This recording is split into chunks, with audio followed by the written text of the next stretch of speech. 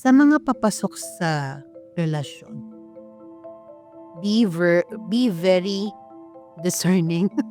Okay? Ano, always remember, titignan niyo ang tao kung yung sinasabi niya matches the action. Okay? We always need to walk our talk. Okay?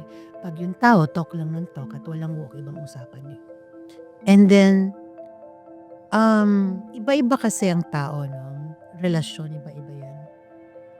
Pero ako, I would say, when thinking of getting into a relationship, show your worst side. Really. From the onset, show your worst side.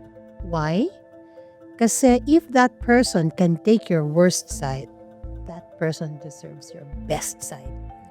Don't be afraid to show Never. your Because worst kung side. tatanggapin niya yung mga mga faults mo, flaws mo, deserving yan. So deserve niya rin makita yung best side mo. Kasi tinanggap niya yung worst side mo.